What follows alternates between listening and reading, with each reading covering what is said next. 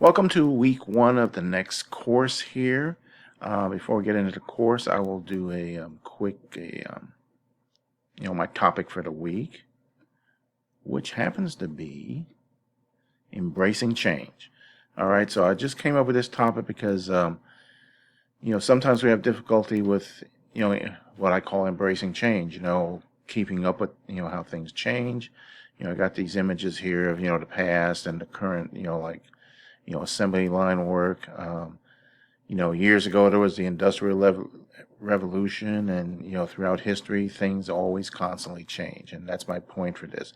Whether it be assembly lines, communication, things like just something like mail.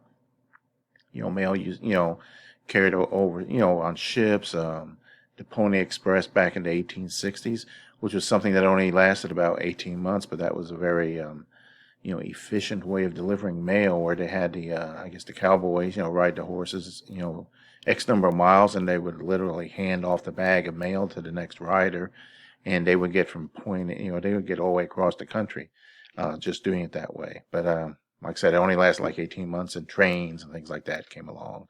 But there's just so many things that are always changing. And I just use these examples, like telegraphs. Morse code was a way to communicate. Eventually, the phones came along, and even the cell phones, where we now have our smartphones today.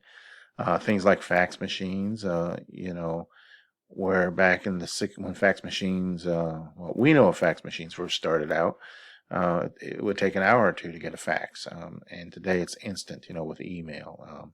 Then of course radio, again, progression to today where we have internet and everything going on, and so fast forward. Uh, there is constant change, and that's my point is, uh, us as individuals have to accept that. We cannot be complacent and just, wanting to settle for, oh, I just want things to stay the same. And I'm talking about positive, movement, not, negative things. But, so you cannot settle for complacency. You cannot be complacent with your life. Embrace positive change. And you must embrace the journey to achieve your goals. That's the whole. All of us have goals in life, with be it family, professional, other things that are going on. So you have to embrace the change in your life, whether you like it or not. Sometimes we don't like change. There's a lot of resistance to change. But the thing is, the environment we live in, we have to adapt to change. And so never, never, never quit. In our case, we're talking about, graduating, or, whatever your endeavor may be, you don't quit it. All right, into the course here. So week one, research methods.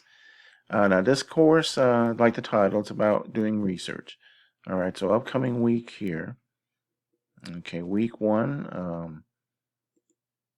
I will show you here. So you got quite a few chapters, 1, 2, 3, 4, 5, and 25. And so what you need to do is pay attention to 25. I mean 25 you will see again, like when you do your capstone. So this one kind of gives you an overview of how to lay out presentation, research presentations and things like that. So when you're going through there, that's the other one. Yeah. So as always, discussions, just keep doing what you've been doing. You got a paper, quiz, and then come up with the research project. So in here, all right, it's all in here pretty much. So you got pick an organization, a topic of research that's interest to you. Identify the product or the service, and so then you got a paper and a presentation. All right, and so the paper itself. Minimum 15 pages, no more than 25, and then the presentation, max is like 25 slides. At least 15 slides, and just keep in mind that when you're doing a presentation, just imagine that you're going to present this to somebody. It's based off what you have in your paper. So your audience might have the paper in their hands, skimming through it, but you're presenting the key points from the paper. All right. And so when you do that, when you do a presentation, your PowerPoint, you got the visual, the slide, and you got like your bullet comments. Oh, this, and that. All right. And then in the notes section is what you would actually say to that audience. So, that's another part of doing a presentation is you have a notes section that you are going to be, reading from when you're talking to whoever you're talking to.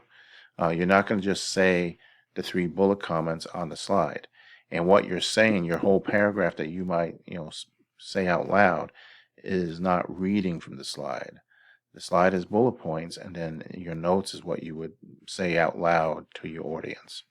All right. So just, there you go on that. And otherwise, I think I will let you go here. So just make sure here. Anything else? Nope. So as always, got questions or anything, get in touch. Also, let me get you my little 4-year-old grandson test questions this week. Here you go. What's going on in these 2 pictures? So, this item he has here is 12 weeks old. Yeah, about 12 weeks old. So there you go. All right. So I will let you go. If you got any questions or anything, just get in touch with me, and that'll do it. Take care, everybody. Have a great week.